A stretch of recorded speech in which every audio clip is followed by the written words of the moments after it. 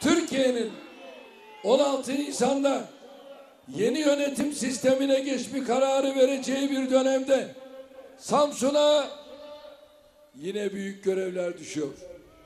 Şu güzelliğe bak. Şu coşkuya bak. Şu heyecana bak.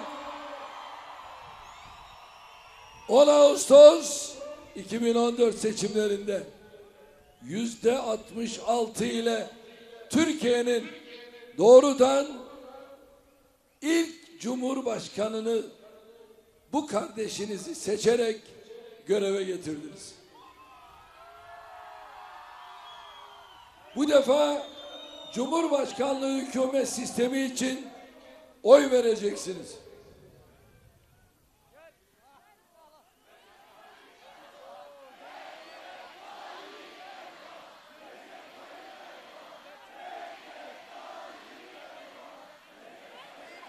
Ülkemizi yeni bir yönetim sistemine kavuşturacak anayasa değişikliği halk oylamasının önemini sizlerin çok iyi bildiğine inanıyorum.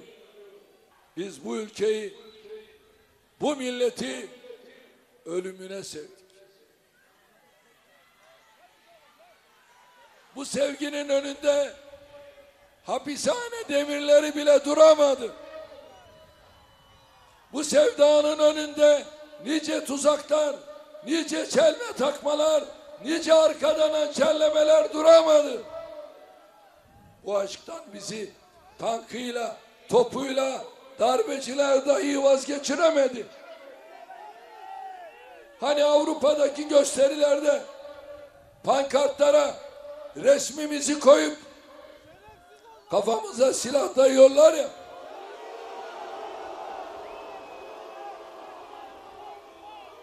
Sanıyorlar ki bu şekilde bizi korkutacaklar. Bu yoldan geri döndürecekler.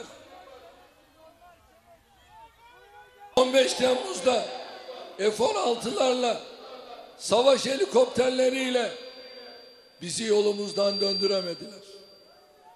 Bunların kıytırık pankartı mı bizi yolumuzdan döndürecek? Yaptığınız terbiyesizlik sizin sicilinizde kara bir leke olarak kalır. Onun dışında biz tehditlere eyvallah etmeyiz. Güya İsviçre bu olayla ilgili soruşturma açmış. Her şey İsviçre devletinin, hükümetinin, polisinin gözü önünde oldu. Onların polislerinin korumasıyla oldu.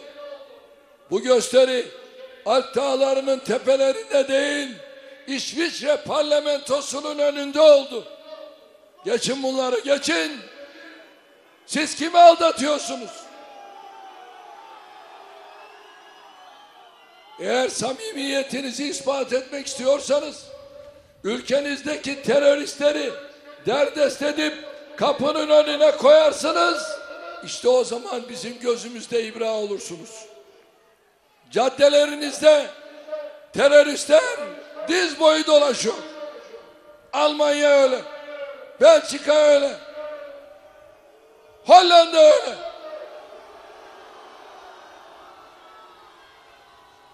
Alman polisinin arabasında PKK'lı terörist gösteri yapıyor. Arabanın içinde. Elinde bölücü başının posteri.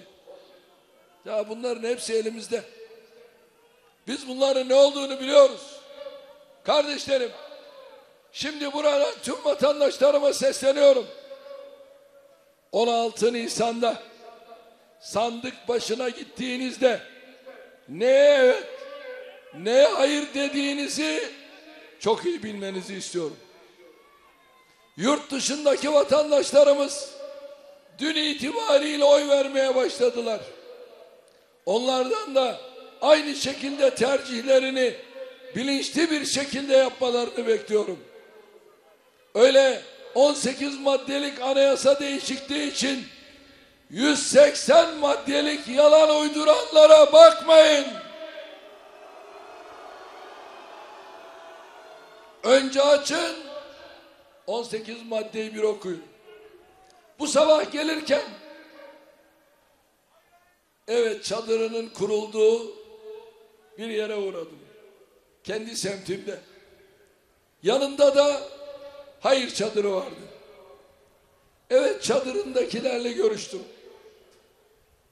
Görüştükten sonra dedim şimdi Samsun'a gidiyorum.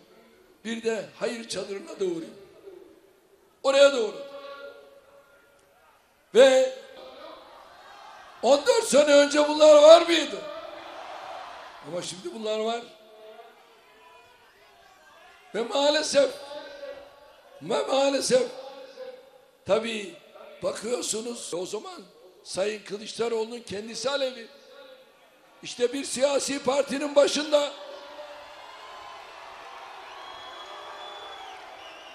Bir siyasi partinin başında neye eksik? Ben Dersim katliamını lanetledim. Ama o lanetleyemedi. Sayın Yıldırım Dersim katliamını lanetledi. Ama o Kılıçdaroğlu lanetleyemedi. Niye? Lanetlediği zaman bir yerlere dokunacak. Bir yerlere dokunacak. Kardeşlerim, biz samimiyiz. İnşallah şurada bir iki şey. Örneğin mesela Başbakan, Cumhurbaşkanı ayrımı olacak. Bir dinleyelim bakalım. Yeni modeli kurduk. Halk seçti Cumhurbaşkanı, Başbakan da başkası oldu.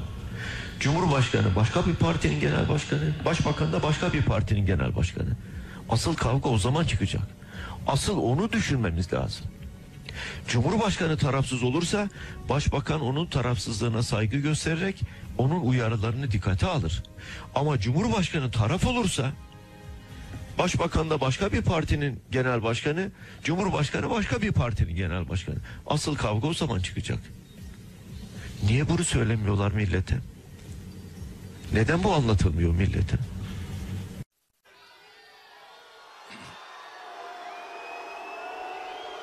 Şimdi ben bu hayırcılara diyorum ki işte Sayın Kılıçdaroğlu kavga etmesinler diye biz bunu birleştirdik.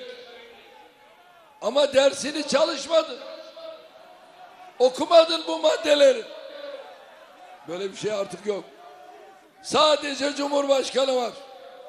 Onun yanında da bir tane, iki tane bilemedin, 3 tane yardımcısı var ve kabine. Kardeşlerim, dürüst olacağız. Siyaset dürüstlük zemininde yürür.